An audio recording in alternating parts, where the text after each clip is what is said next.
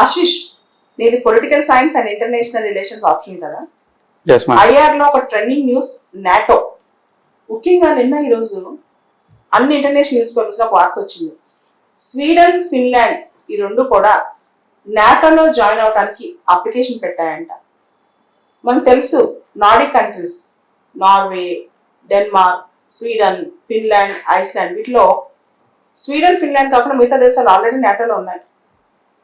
ఇక్కడ నాటోలో జాయిన్ అవడానికి చాలా స్టెప్స్ ఉన్నాయి.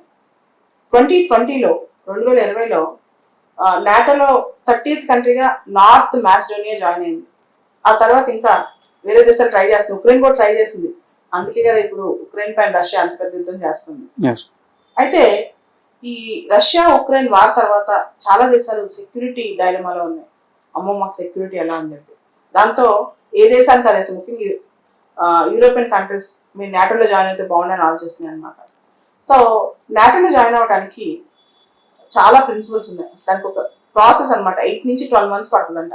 అసలు నాటోలో జాయిన్ అవ్వడానికి 8 నుంచి 12 months పడుతుందంట. అసలు ఈ స్టేజెస్ ఏంటో తెలుసా నీకు అసలు? Yes, ma'am. There are certain prerequisites for joining in NATO. First is it should be a European country. Second, it should follow the democratic principles. Third, it should be able to contribute for the security of Euro and Atlantic region. Yes, నాటోలో join అవ్వాలంటే European country అయి ఉండాలి. తర్వాత euro Atlantic రీజన్కి భద్రత విషయంలో కొంత contribute చేసి ఉండాలి. డెమోక్రటిక్ ప్రిన్సిపల్స్ని నమ్మి ఉండాలి. సో అప్పుడే నాటోలో జాయిన్ అవ్వచ్చు. ఈ నాటో అనేది 1949లో ఫామ్ అయింది ఆశిష్. అండ్ ఇది కలెక్టివ్ సెక్యూరిటీ అరేంజ్మెంట్ కోసం వెస్టర్న్ యూరోపియన్ కంట్రీస్, అమెరికా అంటే యుఎస్ఏ అండ్ కెనడా ఉన్నాయి దీనిలో ప్రస్తుతానికి. దాంతోపాటు ఇప్పుడు చాలా దేశాలు నాటోలో జాయిన్ అవ్వడానికి కూడా ట్రై చేస్తున్నాయి అనమాట. నాటో కథనం ప్రకారం world's largest military alliance and NATO. Actual NATO ఎప్పుడు ఫామ్ అయిందో తెలుసా? కోల్డ్ వార్ టైంలో. కోల్డ్ వార్ అంటే ఏంటి Ashish? What is cold war? Ma'am, Cold War is an ideological war between capitalist and communist countries, which was fought after World War II. Yes, రెండో ప్రపంచ యుద్ధం ముగిసిన తర్వాత ప్రచన యుద్ధం మొదలైంది, కోల్డ్ వార్ మొదలైంది. దాదాపు 1945 నుంచి 1991 వరకు కోల్డ్ వార్ ఉంది. కోల్డ్ వార్లో ఈ రెండు ఐడియాలజీస్ మధ్య, కమ్యూనిస్ట్ క్యాపిటలిస్ట్ ఐడియాలజీస్ మధ్య పెద్ద ఫైట్. క్యాపిటలిస్ట్ దేశాలకు లీడర్ అమెరికా, కమ్యూనిస్ట్ దేశాలకు లీడర్ రష్యా, సోవియట్ రష్యా. ఈ రెండింటి మధ్య ఉన్న అంతర్యుద్ధమే చాలా పెద్ద ప్రచన యుద్ధమే కోల్డ్ వార్ అనమాట. ఈ కోల్డ్ వార్లో అమెరికా ఏమో వెస్టర్న్ యూరోపియన్ కంట్రీస్ పక్కన, సోవియట్ రష్యా ఏమో eastern European countries.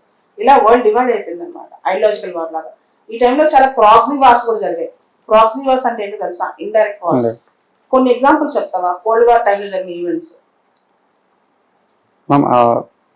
Cuban Missile Crisis. Very good.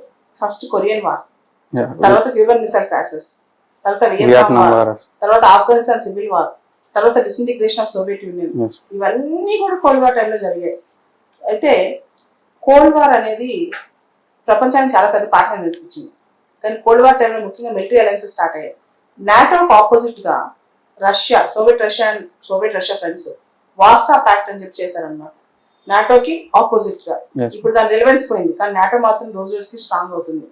అయితే నాటోలో మెంబర్ జాయిన్ అవ్వాలంటే దానికి ఒక ప్రాసెస్ ఉంది. ఆ ప్రాసెస్ ఏంటంటే ఫస్ట్ అప్లికేషన్ పెట్టాలి. అప్లికేషన్ పెట్టిన తర్వాత మెంబర్షిప్ యాక్షన్ ప్లాన్ అని చెప్పి అసలు ఆ మెంబర్కి ఉన్న కమిట్మెంట్స్ ఏంటి, మెంబర్ ఏమేం చేస్తుంది, దానికి ఉండాల్సిన లక్షణాలు ఏంటి, ప్రామిసెస్ ఏంటి అన్నీ చూస్తారు. ఆ తర్వాత మెంబర్తో చర్చించి మెంబర్ ఏమేమి కంట్రిబ్యూట్ చేయబోతున్నారో దాని గురించి కూడా చెప్తారు. అక్కడి నుంచి నాటోలో ఉన్న దేశాలు, ఆల్రెడీ 30 దేశాలు ఉన్నాయని అన్నాను కదా, ఈ దేశాలన్నీ కూడా కొత్త మెంబర్ని యాక్సెప్ట్ చేయాలి. ఇప్పుడు డౌట్ ఏంటంటే స్వీడన్, ఫిన్లాండ్ రావడానికి టర్కీ ఒప్పుకోవట్లేదు. ఒప్పుకుంటుందా లేదా అని పెద్ద డౌట్ ఉందన్నమాట. సో కెనడా అని మేము కొన్ని రోజులను ఒప్పుకుంటా ఉంది, కానీ టర్కీ మాత్రం ఒప్పుకునే ఉద్దేశం లేనట్టు కనిపిస్తోంది. ఇదొకటి. తర్వాత ఏ కంట్రీ అయితే నాటోలో చేరాలనుకుంటుందో ఆ కంట్రీ లీగల్ ప్రొసీజర్ ప్రకారం, అంటే పార్లమెంటరీ ప్రొసీజర్ ప్రకారం ఈ నాటో యొక్క చార్టర్ని యాక్సెప్ట్ చేయాలి, దాన్ని సిగ్నేచర్ చేసి రాటిఫై చేయాలన్నమాట. సో ఈ నాటో హెడ్ క్వార్టర్స్ బ్రజల్స్లో ఉన్నాయి, బెల్జియంలో. సో ఇంత ప్రాసెస్ ఉంది నాటో. కానీ ఇప్పుడు దేశాలన్నీ నాటోలో చేరడానికి ఎందుకు క్యూ పడుతున్నాయి అంటావు? మెయిన్గా భయం. ఏం భయం? Russian attack. రష్యా అందరిని అటాక్ చేస్తా, అన్ని దేశాలను అటాక్ చేస్తా అంటే neighboring countries. Russia doesn't want neighboring countries to be militarized.